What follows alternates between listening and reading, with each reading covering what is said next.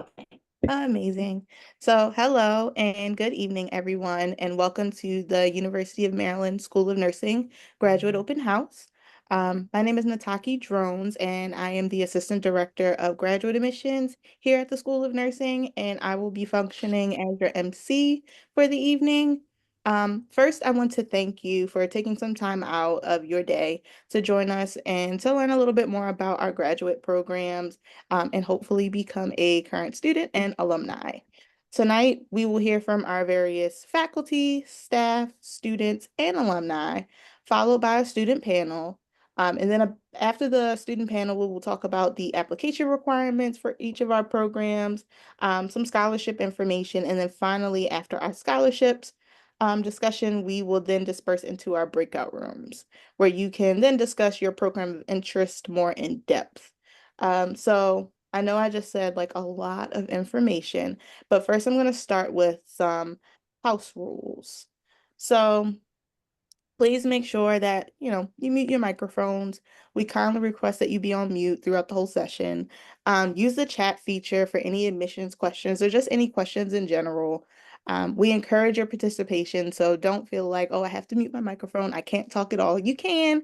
It's just some parts of the presentation that we will ask for your input and for you to talk. And any other time, you can use the chat feature.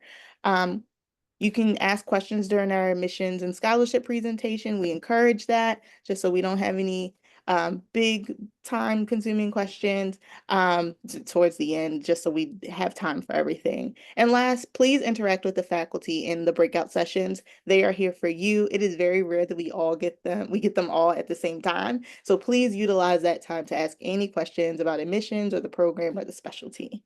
So next, we are going to utilize a Slido for our student and alumni panel. So this Slido, if you can use your phone, use your camera, or you can type into slido.com with the code to join the event.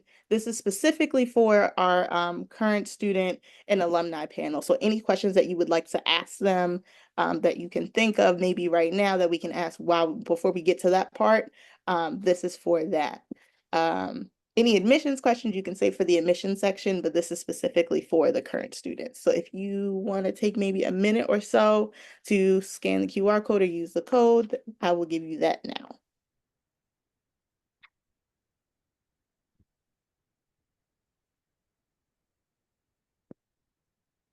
And I'm going to give you a minute so it's not awkward silence and everyone's looking.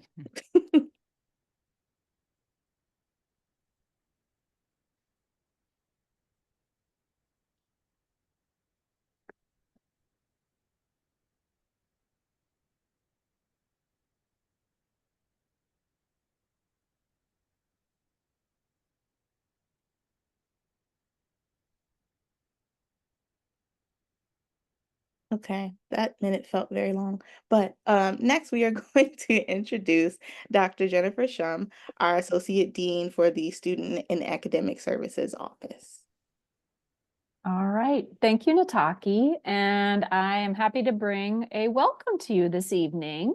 So I oversee our student and academic services, which are our student affairs. And so we're excited to see everyone on this event here tonight. We know that you're driven, you're looking at programs, you want to perhaps advance in your field. Perhaps you want to make a bigger impact, a different impact. Perhaps you want to even do something different, like a different specialty. So you are in the right place. So you heard a little bit about our agenda tonight. And I want to highlight that tonight you're going to hear from some of our faculty and in your breakout.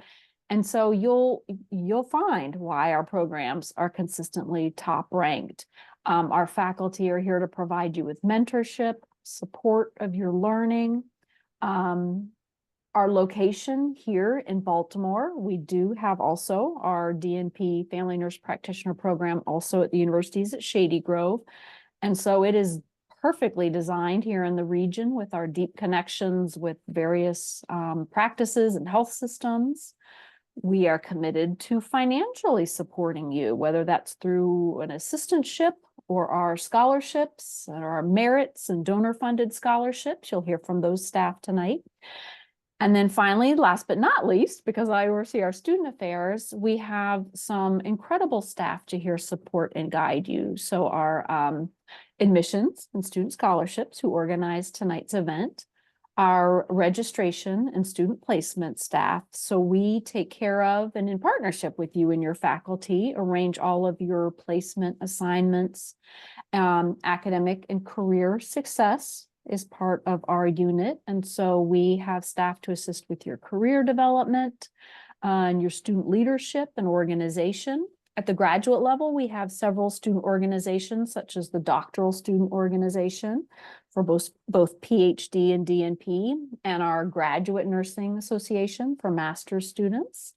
And the last thing I think I would just mention is that the University of Maryland, Baltimore is truly a graduate and professional school. So what that means is all of our resources that support you, counseling, writing center, UREC fit and wellness. We do have campus housing, support for disability services. It's all designed for graduate students, professional students in mind. So thank you again for spending your valuable time with us and welcome. Next on our agenda, we wanted to have you hear from Sheena Jackson, who's our director of the Office of Admissions and Jen, Student I'm Scholarships. here. Oh yeah, she is here, but I just wanted to caution a little earlier, we were hearing some really funky stuff with some sound. So it looks like we may have solved that. So Sheena, thank you.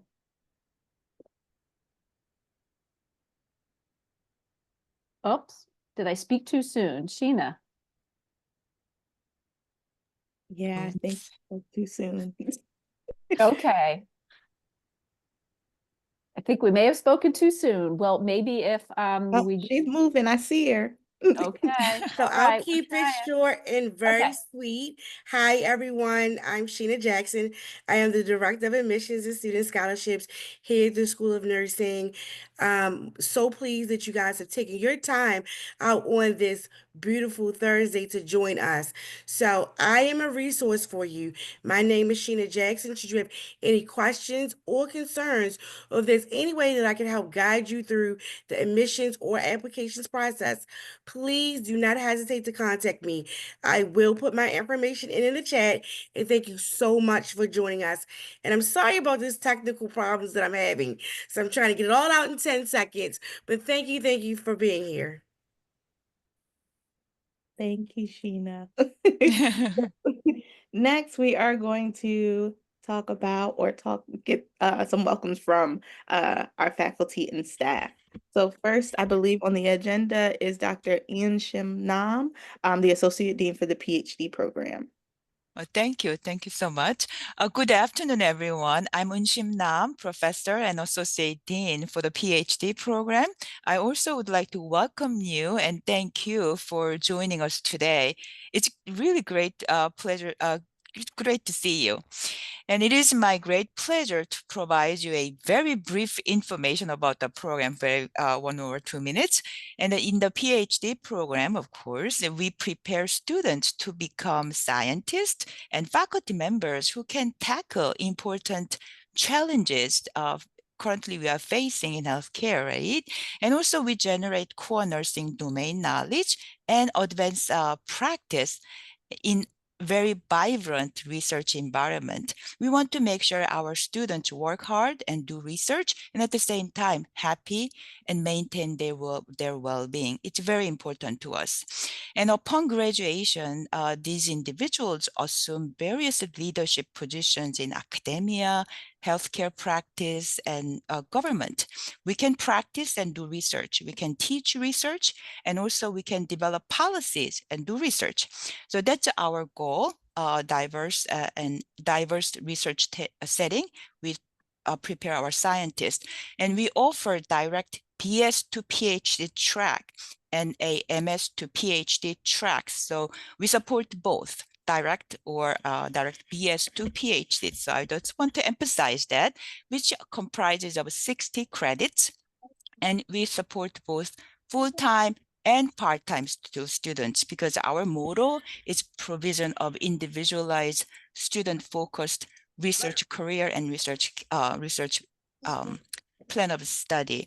And the program provides in many different types of full tuition support and stipend, and also scholarships, and we also support part-time students as well. So there will be a lot of opportunities for our students in addition to donor-funded scholarships. And I would love to have opportunity to explain our PhD programs and resources further to many of you during the breakout session. So please join us to learn more about the PhD program. Thank you. Thank you, Dr. Nam. So next, I would love to hear from Dr. Lori Edwards, our Associate Dean of the Masters of Science in Nursing programs. Greetings, everyone. If you're not in Baltimore, it's a beautiful fall day here and warm. And so wherever you are, I hope you're having a wonderful day. I am Dr. Lori Edwards, and I am the Associate Dean for our master's programs and also our post-baccalaureate certificate programs. It really makes me happy to learn that you're interested in our school, and in particular, the University of Maryland School of Nursing. And so I think about the fact that one of the really strongly held values of our profession of nursing is to be lifelong learners. So I'm excited that you're here to learn about what next steps you might be taking and what your interests may be. And I can really assure you that whatever degree option you're exploring, that University of Maryland School of Nursing is a fantastic choice. I personally am an alumni of the baccalaureate program, and I've also been faculty here for 10 years. And my particular specialties in nursing is public health nursing. And I also specialize in community engagement, global health, occupational health, very broad concepts and more details about that. But I teach courses in social determinants of health and social justice and health equity and program development and evaluation and leadership. And I serve in the role of Masters of the Associate Dean of the Master's programs. And just briefly share with you, we have three in particular. One is nursing informatics, which is a really evolving and exciting field of nursing. We also have one in nursing leadership and management, and that's a very important role for our profession. And then we have the subspecialty of community and public health nursing as another master's degree. Nursing informatics and nursing leadership and management, those two degrees are primarily online, and the community and public health nursing degree program is in person, and some courses are online. So I welcome hearing from you if you're interested in learning more. We also have related certificate programs: global health, environmental health, substance use and addictions in nursing, a certificate in nursing informatics, and a certificate in teaching. So if you'd like to hear more, I invite you to one of those breakout rooms. Thank you. Thank you, Dr. Edwards. Next, we are going to hear from Dr. Veronica Quattrini, our Senior Director of the DNP program and Assistant Professor.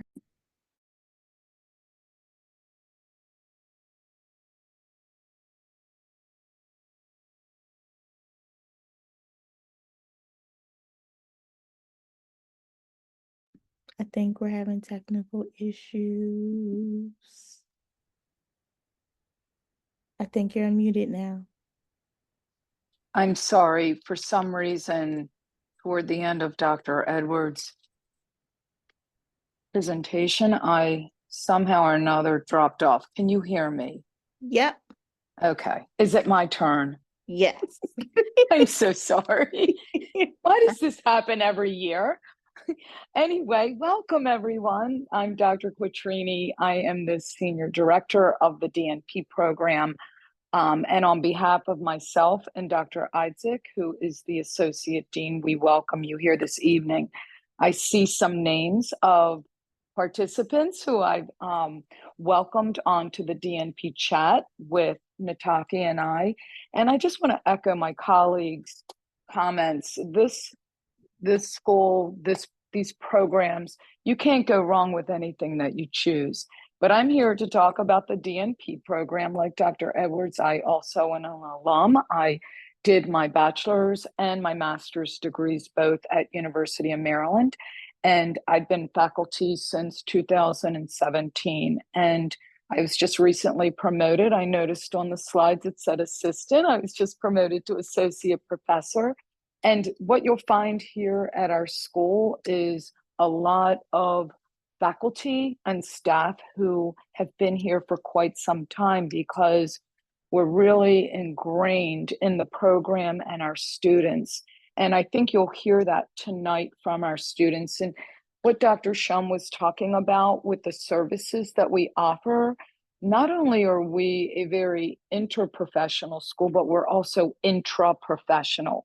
And you'll see the PhD and the DNP and the MSN and the pre-licensure, we're all working together on different projects. And we also work very closely with our staff. We work very closely with the student and academic services. And I really thank our admissions team for putting on such a lovely program again. I think that if you've been on our chats, we've given you a global perspective of what the DNP is and all the different programs that we have to offer. But as Nataki mentioned, it's very difficult to get us all on the same place at the same time.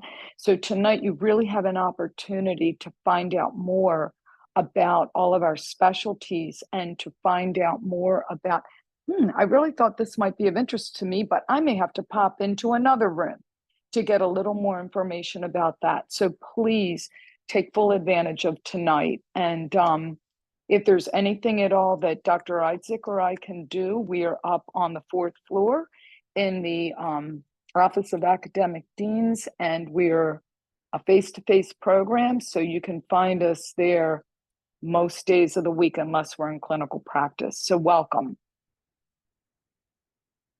Thank you, Dr. Quattrini. And then last but not least, I would like to introduce Dr. Yvette Conyers. She's our Associate Dean of our Office of Equity, Diversity, and Inclusion, and also an assistant professor. Yay, it's my time. I'm so excited to be with y'all tonight. I've been waiting for this. Whew.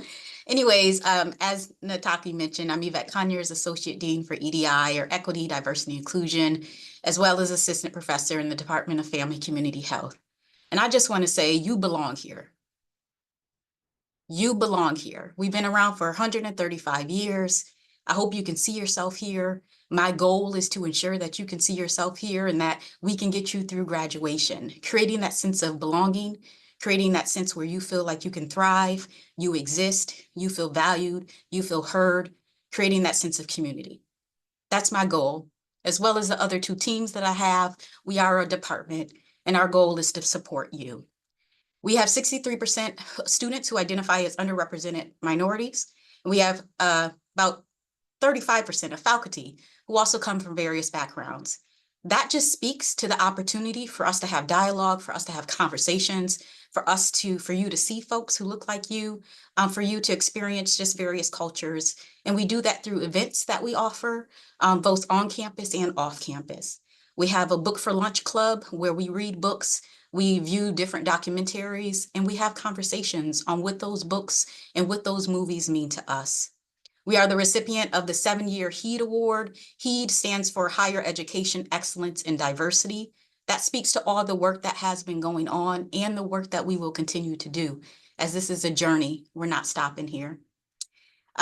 We also, align with the University of Maryland, Baltimore's Office of Equity, Diversity, Inclusion, as well as their core values, specifically respect and integrity, well-being and sustainability, equity and justice, and innovation and discovery. Again, I hope that you can see yourself here. We want to support you in your various needs, including mental health, those who have various disabilities, in supporting you in doing a completion of successful completion of a program here. We also want to remind you of different affinity groups that we have, and I'll put a link in the chat to the different affinity groups that we have, where again, there's a sense of community. So a couple that we have is Nurses Christian Fellowship, Nurses for Global Health. We also have Black Student Nurse Association and Asian Student for Inspired Advancements in Nursing called Asian. And then we have a Latinx Student Association called LANM and a Men in Nursing as well. And many more as students come and they feel that they need something else to help them feel supported, to help them feel that they are welcome in various areas. we want to work with you in order to see yourself here. Again, Yvette Conyers, I'll put my information in the chat, and you belong here. Thank you. Thank you, Dr. Conyers. So the next event that we have, and thank you all of our faculty and staff for just coming and welcoming our prospective students and hopefully future alumni. So next we are going to speak to our student and alumni panel, and that will be hosted by Susan Colvin, our admissions recruiter for the Office of Admissions. Hi, everyone. Oh my gosh, Yvette, that's so hard to follow up. And what everybody said honestly speaks so true. And I'm hoping that you all can kind of get a feel for that sense of belonging and community by hearing from our students and alumni. So I would love to go ahead and kick it off with Alyssa. Maybe you can introduce yourself, and then Deanna, Elvis, Georgie, and Kelly can kind of follow suit. And then we do have some questions from the attendees for you guys. Hi, I'm Alyssa. I actually only have a couple minutes until I gotta pop off, but feel free, they can shoot emails to me. But I'm a current MSN student in the Community and Population Health program, and I will echo a lot of what they said, that Maryland is a really welcoming place. There's a place for everybody. There's an immense amount of support for you, and there's pretty much somebody who can connect with you in any area of nursing or life that you are in and want to get into, and people are more than willing to connect you with the people and take time out of their day to meet with you, to answer your questions, to make sure that you are going in the right direction and that you do feel supported. So I do think Maryland is a great place. It's been very supportive, and I'm incredibly happy to be one of the community public health students. Thank you. Deanna? Hi, can everyone hear me okay? Mhm. Awesome. So my name is Deanna Magarer. I am actually a recent graduate of the DNP program. I graduated in May, specializing in pediatric primary care. Similar to as Dr. Quattrini said, I graduated from the BSN program and the DNP program from UMSON. So I think that is a true testament to the school to kind of keep bringing people back. I also, while I was enrolled in the DNP program, I also completed the Teaching and Nursing and Health Professions certificate. So I can also answer questions about that, but I'm definitely excited to be here and happy to answer any questions. Thank you so much. Elvis, you want to go next? Yeah, can you guys hear me okay? Yeah. Awesome. I just want to quickly introduce myself. My name is Elvis. I am a third-year nurse anesthesia student. I am also a recent graduate of University of Maryland, got my undergrad here as well. And we'll echo a lot of that same sentiment, right? Like you notice these individuals who have all been in the program and just keep coming back, right? And that to me is very telling of the program and the culture that they've really cultivated here. But again, I'm happy to drop my email if you guys have any specific questions as far as the nurse anesthesia program goes. And then just really finding ways to ensure that like as students come along, that they realize that they do belong. So. Awesome. You're next, Georgie. Hi, I'm Georgie Cusack, and I did my bachelor's degree at Maryland, graduated in 1984, graduated from my master's program in 1995, started out in the advanced practice clinical nurse specialist program for oncology, but midway through they changed programs and it was a acute care NP CNS program is what they switched to. And but switched over to med surg, have been primarily as a clinical nurse specialist for my entire career, over 40 years as a nurse. Loved Maryland for their undergraduate program and their master's program, and I'm happy to talk to you about any experiences you want to know about. I've traveled all around the world doing consulting, worked at NIH for 33 years, but have been able to utilize my advanced practice degree in many, many settings. And I credit that to the University of Maryland for the excellent programs that they had for their graduates kind of across the board. So I'm happy to entertain any questions that you have. Awesome, Georgie. Thank you. And last but not least, Kelly, you're up next. I'm Kelly. I'm a current third year DNP psychiatric mental health student. I also went to the University of Maryland for undergrad before I went to College Park and attended business school. So I'm a third-time Terrapin as well. There are endless ways to get involved outside of academia. I am currently a graduate research assistant with Dr. Isaac. Um, Been a wonderful experience working on some grants. There are so many ways to volunteer. I joined the USGA. I became their secretary one meeting. So there are just so many ways to meet people, to get involved in your community, in academia, in research. And I just can't say enough how grateful I am to be here. So thank you. Awesome. Thank you so much. Well, we do have a plethora of questions, so we'll try to kind of get through the majority of them. And this first question, I would like everybody to kind of share a little bit about. Of course, we can be a bit mindful on time, but can you share an academic experience that you had here at UMSON that stands out to you? That could be class, professor, clinical experience, an opportunity, or an event such as this. And Alyssa, you can go first as well if you're still on, and if you're not, Deanna can hop on. I'm not sure if Alyssa's logged off yet. Let's see. I don't hear her, so I can go ahead. Yeah. I think that's a really difficult question to answer, to try to pinpoint like one specific instance. I feel like there are so many individual experiences that all kind of culminated together. I can definitely recall I kind of similar to what Kelly was just saying, I attended a doctoral student organization meeting, the DSO, attended a meeting, and then like next thing I knew, I was the secretary. And so it was a great experience getting more involved, especially when you are working at like this higher level, this master's or doctoral or PhD level. You don't necessarily always spend a ton of time on campus. There are a lot of clinicals involved. And so it was nice to be able to still be involved on campus in some way. So definitely that was a really big part of my journey. And also, like I had said earlier, working on the teaching and nursing and health sciences certificate, I was able to complete my teaching practicum at the school as well. I was able to work with Dr. Quattrini and work as a teaching practicum student for the advanced health assessment course.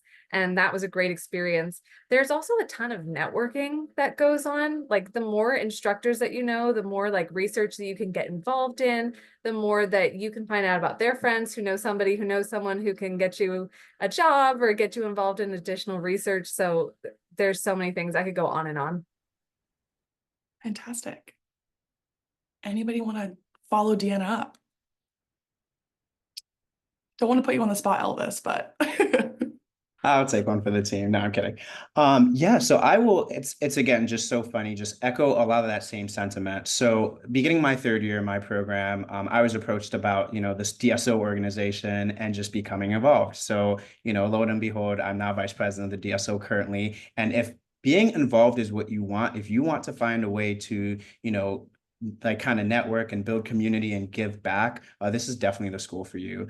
Being involved in the DSO, I think, has been just phenomenal as far as just meeting different individuals from, different interdisciplinary approaches and just being able to kind of network and just and touch base with faculty. And then just realize that your voice really does matter here at University of Maryland. We have for instance, every end of semester eval, we have this eval that gets sent out, and we get like really real world. We have the opportunity to give like our feedback, and I feel like from like across the board, all programs, like everyone echoes the same sentiment of like these professors truly do look at your feedback and try to figure out how they can adjust the semesters or adjust the program based on what students are saying. And I found that to be just super inspiring and super great as a student. fantastic. Kelly, what are your thoughts on that? I completely agree. I am starting the certificate in education. One thing that really stands out is I applied for the Health Policy Summit hosted by AACM this year, and I was selected to attend. So that was a 2-day immersive conference in the DC, and that was incredible. As far as like classes go, I've enjoyed every SP. every specialized patient. I love kind of the nerves going in. I love the preparation. I love coming out of it.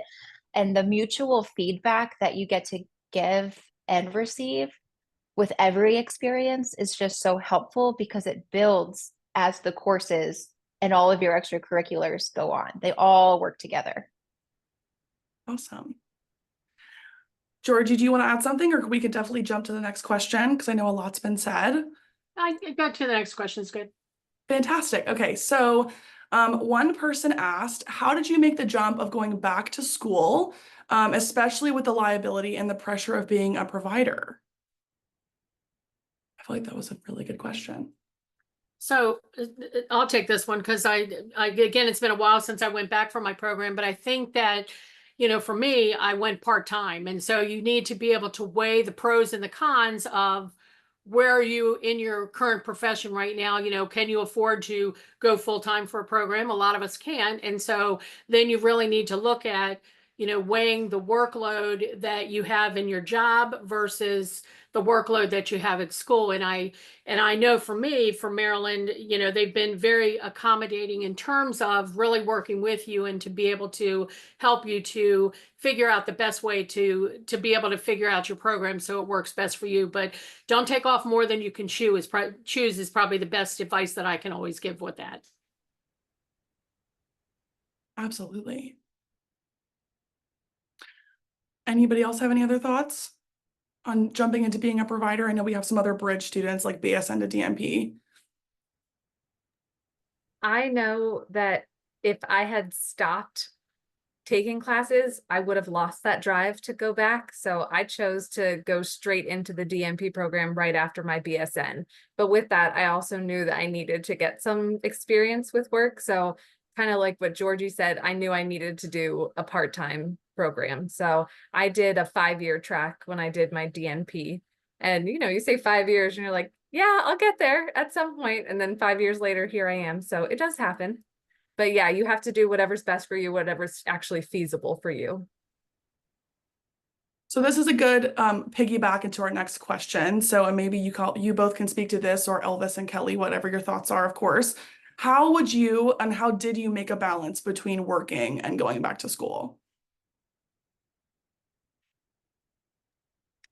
I guess I could start. It was gradual. I remained full-time as an ER nurse at the start of the program. And as school picked up, I picked up less shifts. And then I weaned back on ER nursing, picked up coursework, and then found other ways to kind of bridge that need. So that's when I very graciously applied for the teaching assistant, and they meshed together. So it wasn't all at once. It was definitely one thing at a time, staying full time, making strategic decisions. Definitely don't overwhelm yourself, one thing at a time. Definitely. Okay. Someone just jumped in here. These questions like pop in last minute. Okay, here's one. Did you have to implement any new study strategies for a DNP program that were different than your BSN program? So like as academia got harder, how did you adjust academically? I can start us off. I know that even in my BSN program, it was a struggle. Like I actually remember, I think Elvis was one of my like GSS leaders, and I would go to the GSS sessions all the time. And then when I got into this upper level, then there was no more like group guided study sessions led by people. So I was like, oh, now I got to figure it out for myself. Okay. Plus, it is this higher level thinking. It is more like, at least for me, even the DNP program, it's diagnostics and management, really understanding the pharmacology and like, why am I giving this medication? Why is this the prescribed route? And I found that I had tended to always kind of struggle or study on my own. And I was realizing at the higher level that on my own necessarily wasn't going to cut it. So I tried to get groups, even if it was just groups of people to even vent about how stressful it was. It was helpful to kind of talk things through with someone else, get someone else's perspective. Because I think once you are at this higher level, there's a lot of collaboration and bouncing ideas off of people anyways. And so it's helpful to do that when you're studying as well. Absolutely. This is Georgie. I also find that, again, when you get into the master's and the DNP and PhD programs, it's adult learning principles. And so, again, you get out of the program what you put into the program. And so if you're somebody that really wants to learn a lot, then again, you take your time, you start out with a few courses and then work your way up, but you figure out how to incorporate those teaching strategy or those learning strategies in that. There's probably more, and I don't, it's been a while since I took my master's, but more group projects, I think, probably in the master's program. I mean, you guys can speak to this. But so you have to be able to work around people's schedule somewhat and stuff like that. So just knowing that you really have to, again, but it's adult learning principles. A lot of it is you have to develop your own strategies for studying and for different things like that. And whether it be in a group or whether it be individualized on your own, you have to be able to develop those strategies yourself. Fantastic. Okay, and I have one last question that hopefully we can get everybody to answer this one. How has your UMB or UMSON education impacted what you do in your career today? Elvis, if you want to kick us off.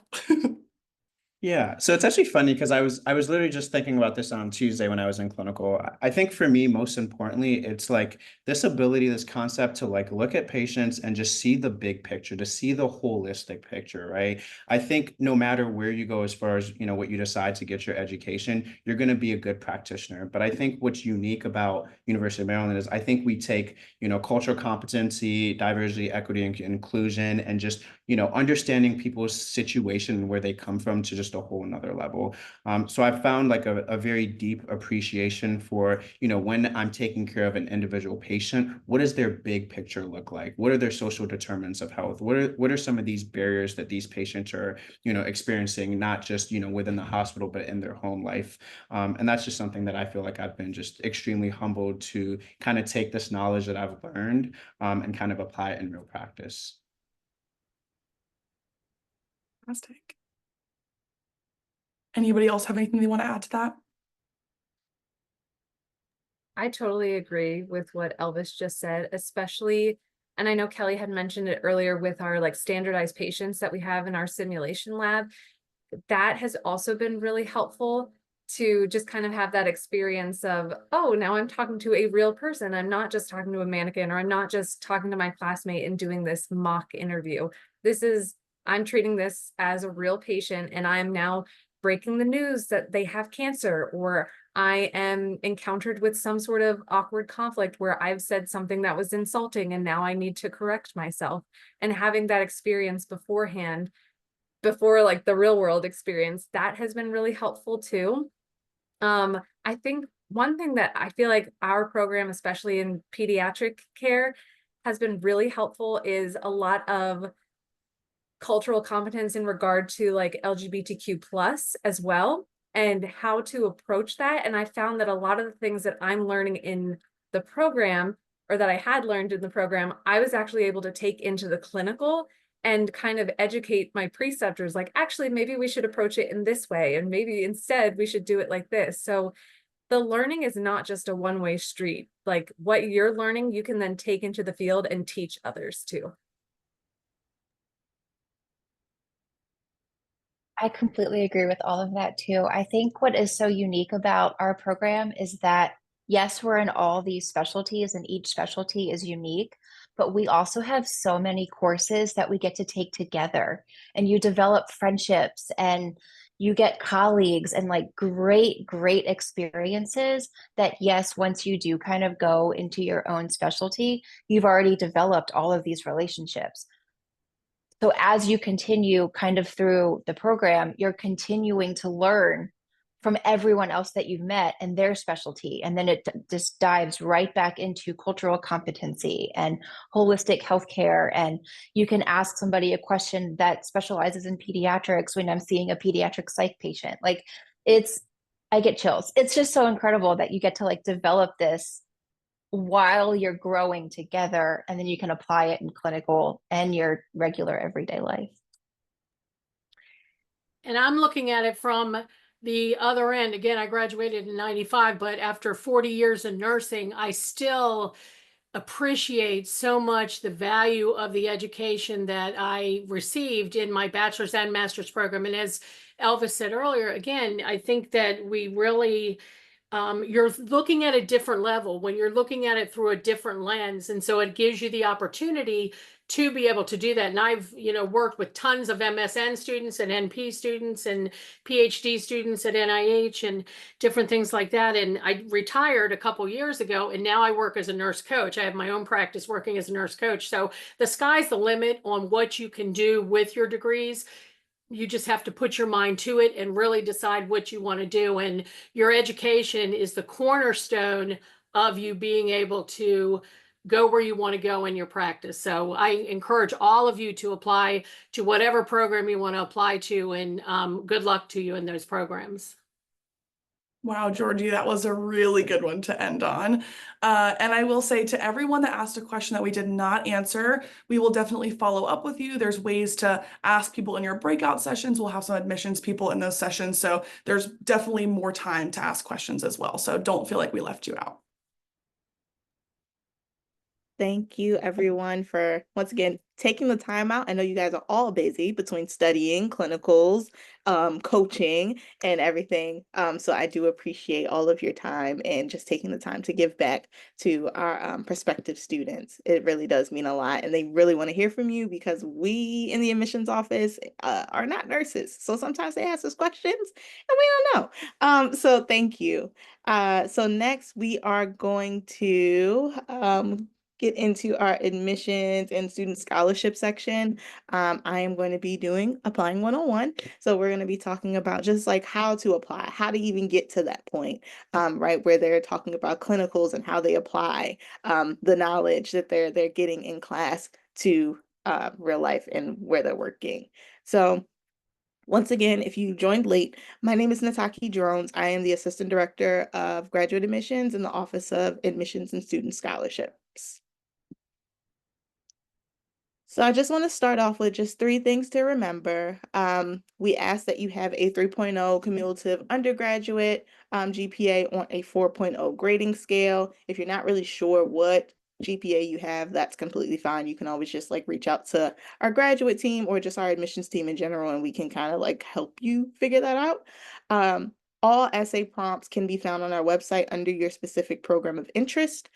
So everyone's program, depending on what you're applying to, MSN, DNP, and PhD, all possibly have different essay prompts asking about populations or what you would like to do after your degree. So please be mindful of that. And then also, UMSUN requires a BSN or an MSN from an ACEN, NLN, CNEA, or CCNE accredited college or university, or a degree from equivalent comparable foreign university. So we also check to make sure that your degree is accredited, but that doesn't really happen too often, but just keep that in mind.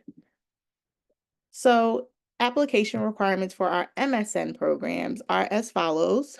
We have an online application, so we do not use Nursing CAS. We have our own application through the School of Nursing on our website, and there's an application fee of $75. In order to even get access to any of the rest of the supplemental documents below that line, you will need to do the online application and application fee. So if you get to the point where you're like, I don't know where to put my essay, it's most likely 9 times out of 10, you didn't pay the application fee first.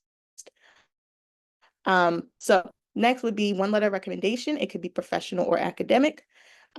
Official transcripts from every institution attended. There's a 500 to 1,000 word essay. The essay prompt is going to be either on the website or in your admissions portal.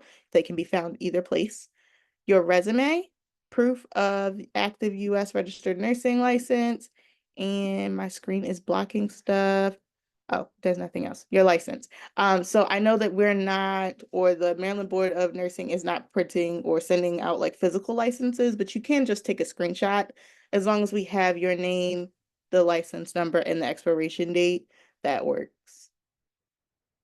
So for our DMP folks, same thing kind of applies, just a little bit different. There's an online application fee of $75. There's 2 letters of recommendation. They could be either professional or academic. We still need official transcripts from every institution attended. And I just want to repeat that every institution attended. So even if you feel as though the transcript that you're sending in to us is not applicable or does not have anything to do with your nursing degree, we still need the transcript just to get a good idea of your overall GPA. There is a 350-word essay. We need your resume. And then once again, proof of an active US registered nursing license. For our PhD applicants, there is an online application, but there is no application fee. There are 3 letters of recommendation that are required. They could be professional or academic. We need official transcripts from every institution attended. There is an essay prompt. We need your curriculum vitae or your CV and your GRE test results. Just so you have a good idea of our deadlines and like where to find them. They're, of course, once again, still all on the website if you can go to your specific program of interest, but just so you have it. For our MSN programs, fall enrollment, the admission review begins February of that year, but it's rolling. Spring enrollment, admissions review begins September 1st of the year prior, but once again, it is rolling. So that is for our nursing informatics, nurse leadership and management, and our community and public health interested folks. Those deadlines will be for you. For our DMP, the deadline is November the 1st. Only because it says deadline does not mean that you are not able to apply. We are still doing rolling admissions for DMP, but this is the deadline if you are interested in possibly like a merit scholarship. Please try to get in all of your documents by that time to be eligible for that. For our DNP nurse anesthesia interested folks, summer of 2025, that class actually has closed. So we are about to open up the application in January for the summer of 2026, and the deadline will be July 1st. For our PhD folks, the deadline is December 1st for our fall start for the following year. If you are interested in possibly, taking some courses early, because for DNP and PhD specifically, they only have fall starts, but maybe you want to take some courses in the spring. You can take coursework only courses where you can get a head start here to fulfill some credits, or just for personal or professional enrichment. You can take a maximum of 2 courses when you apply to the coursework only program. Just to, say, look, I did really well in this graduate level program. Maybe if your GPA isn't the best, this is an option. Or if you just want to do something in the meantime, you can also send this to our admission staff to say, hey, look, I did really well in this graduate level course, to reinforce your application. The deadlines are as follows. So if you want to start for fall, the deadline is August 1st, so that has passed. If you want to start for spring, the deadline for the application and all of the supplemental items is December 1st. And if you would like to start for a summer semester, the deadline is May 1st. And here's the QR code to apply now. So next, I am going to introduce Bianca Chandler Bagwell, the Manager of Student Scholarships and Grants. Nataki, Yes. I'm so sorry. Can we go? There's a couple of questions in the chat. I don't know if we went over it a little quickly. Can you just talk about the requirements for MSN again? There's a Sure. MSN. Sure, I'll go back, no problem. Let me make sure I can see. Yes, these are the MSN application requirements. So the online application, there's $75 application fee, 1 letter of recommendation. Was there a specific question? I'm sorry, I can't see the chat. No, and now that I see it, it's about master's entry. So for your question regarding the master's entry program, please email us offline. Lisa, we could definitely give you some information. We'll make sure that the admissions.nursing@umaryland.edu email address is in there. But this is only for our MSN programs with a specialty and DNP. So no master's level this afternoon. Did anybody else have any questions before I went on the scholarship part? No? Okay, cool. So Bianca, you can take it away.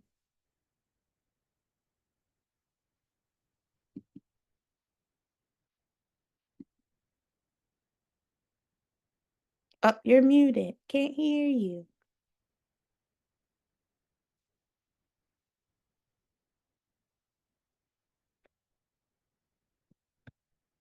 I think everyone's microphone is haunted today.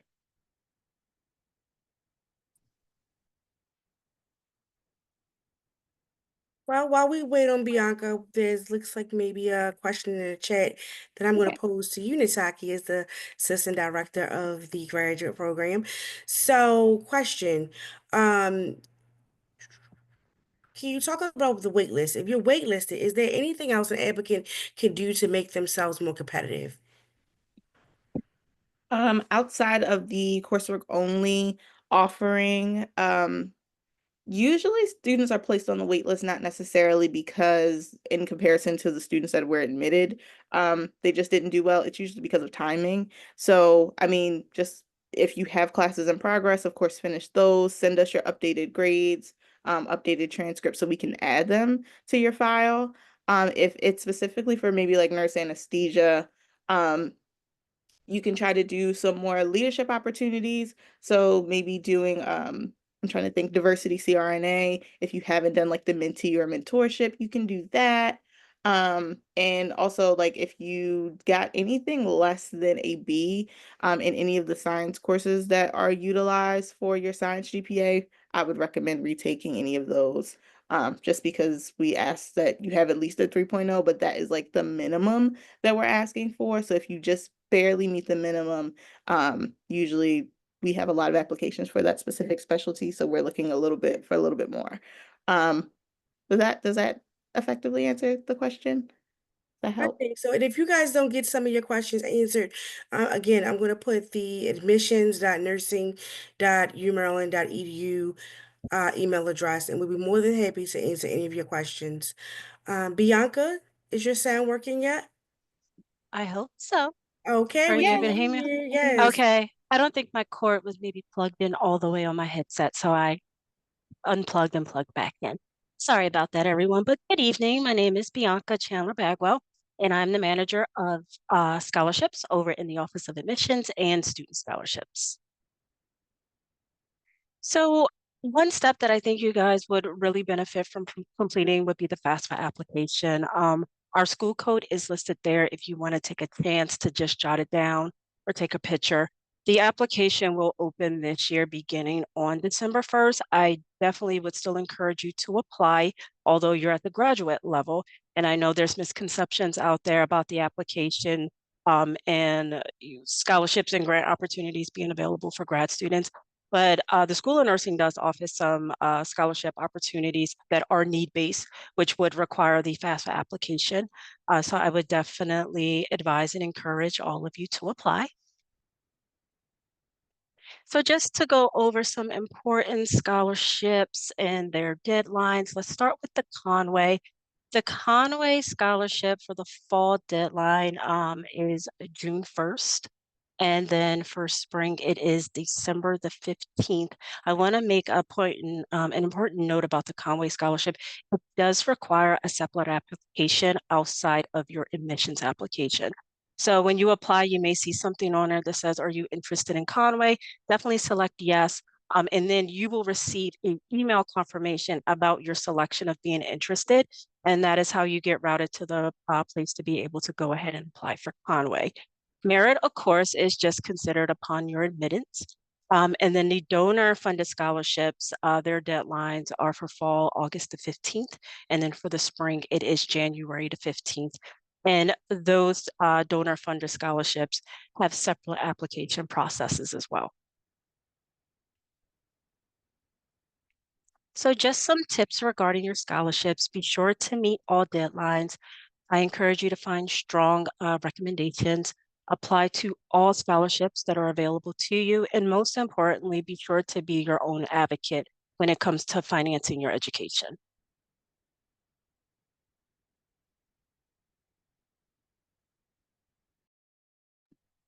And that's pretty much it. So these are all of our social media handles. If you were interested in following us, we're trying to do a little bit more on Instagram with our student ambassadors. So please join us on any of our social media. And then next we're going to have well, do we have time for Q&A, Sheena, or will we just do our breakout rooms?